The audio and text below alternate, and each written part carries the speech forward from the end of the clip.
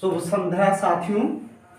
कल हम लोगों ने राज्य के 4 आवश्यक तत्व, राज्य से तात्पर्य हमारा किसी देश से था, आपको हमने कुछ उदाहरण देकर बताए थे।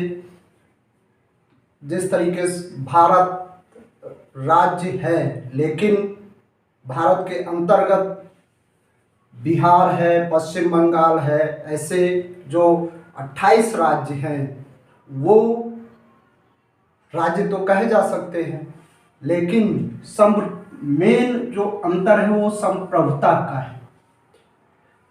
संप्रभुता सिर्फ केंद्र में निर्भर होती है और केंद्र विदेशों के मामले में ही अपना निर्णय लेता है। आगे बढ़ते हैं।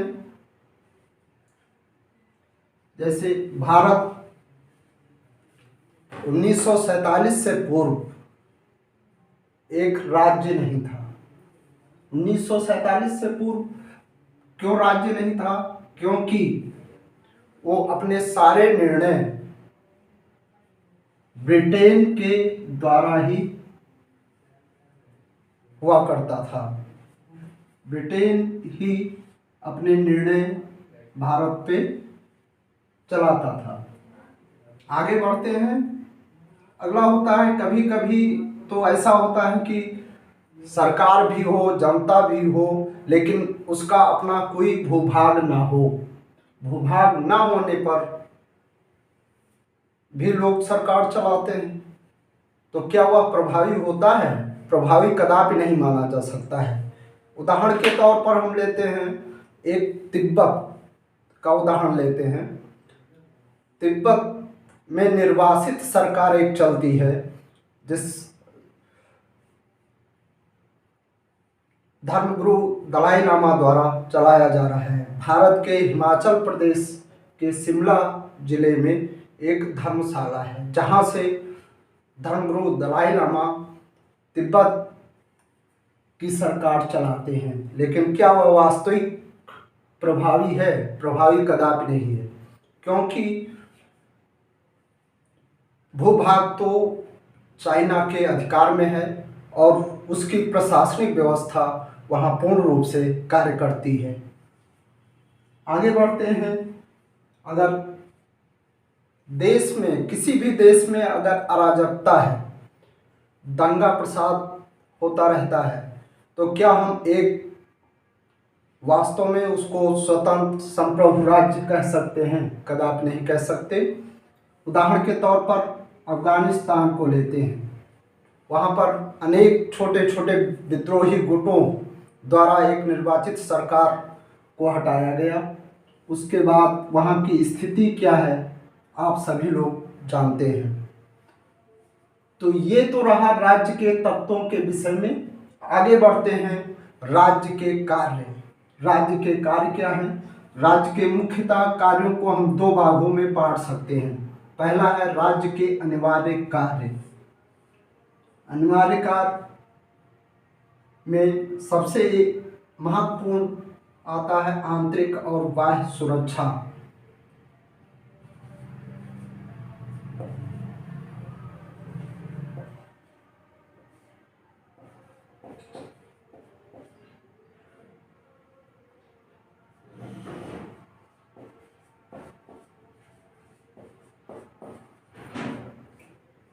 अगर भूभाग है, जनसंख्या है, प्रशासन है, तो उसका आंतरिक और बाह्य सुरक्षा महत्वपूर्ण है।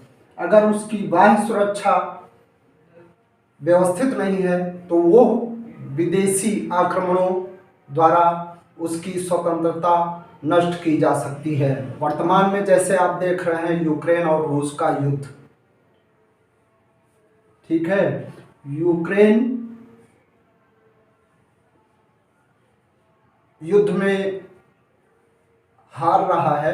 फिलहाल वो अपने क्षमता के अनुसार बड़ी साहस के साथ रूस जैसी सेना का मुकाबला कर रहा है। रूस की जो शक्ति है यूक्रेन की अपेक्षा बहुत अधिक है। तो हर देश अपनी सुरक्षा और अखंडता को बनाए रखने के लिए अपनी कुछ नीतियां बनाता है और उन नीतियों को ही राज्य के अनिवार्य कार्य में रखा जाता है, चाहे वो हथियार बनाना हो या हथियार दूसरे देशों से मंगाना हो, निर्माण करना हो। अगला आता है कर संग्रह।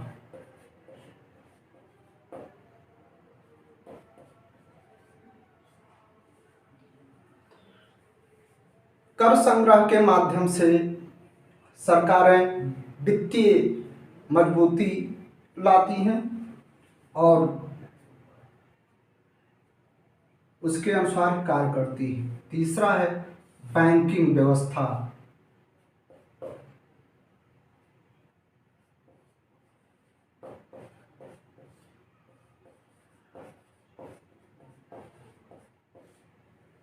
बैंकिंग व्यवस्था। चौथा है मुद्रा निर्माण। हर राज्य अर्थात देश की अपनी विशेष मुद्राएं होती हैं। जिस तरीके से भारत के में रुपया है, जापान में येन है, ऐसे अनेक अनेक देशों की अपनी अलग अलग मुद्राएं होती हैं।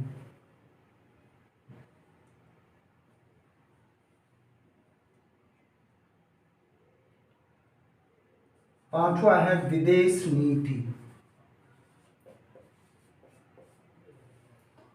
विदेश नीति में हमें अपने पड़ोसियों से या दूसरे देशों से किस तरीके से संबंध स्थापित करना है, कैसे व्यवहार करना है, इस तरीके का निर्माण जो है राज्य के महत्वपूर्ण तत्वों में आता है। दूसरा है राज्य के ऐच्छिक कार्य। राज्य के ऐच्छिक कार्य में राज्य का प्रयास होता है कि अपनी जनता का, अपने भूभाग का लोक कल्याणकारी योजनाओं के माध्यम से विकास करना। लोक कल्याणकारी माध्यम में स्वच्छता, साफ सफाई है, सड़कों का निर्माण है, अपनी जनता को शिक्षित करना, बच्चों के स्वास्थ्य की व्यवस्था करना, अपने जनता को एक आर्थिक मजबूती प्रदान करना, ऐसे अनेक कार्य होते हैं। भारत में भी ऐसे अनेक कार्य शुरू किए गए हैं, जैसे 6 से 14 वर्ष तक के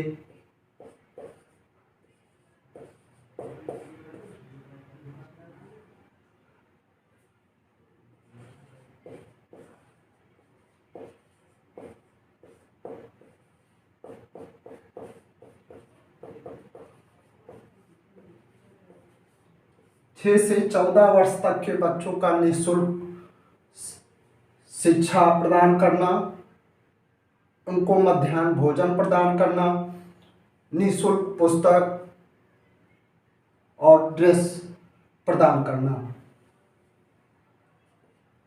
जनता की भलाई के लिए या सरकार द्वारा आर्थिक मजबूती प्रदान करने के लिए भारत सरकार ने मनरेगा व्यवस्था प्रारंभ की है। गांव में जनता को प्रतिदिन कुछ ना कुछ ऐसे काम प्रदान किए जाएं ताकि वो अपनी जीविका सही से चला सकें। 100 दिन का रोजगार।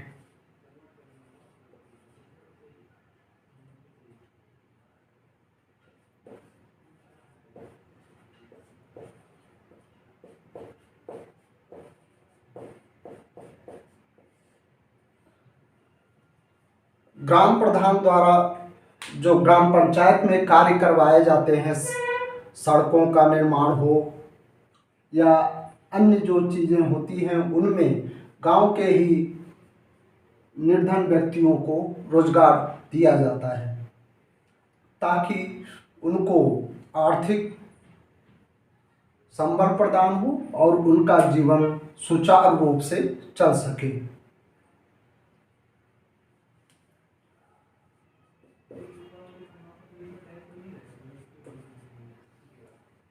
अगर राज्य के अंतर्गत लोक कल्याणकारी कार्य नहीं होते हैं तो वहाँ पे हम मान सकते हैं कि तानाशाही रवैया है।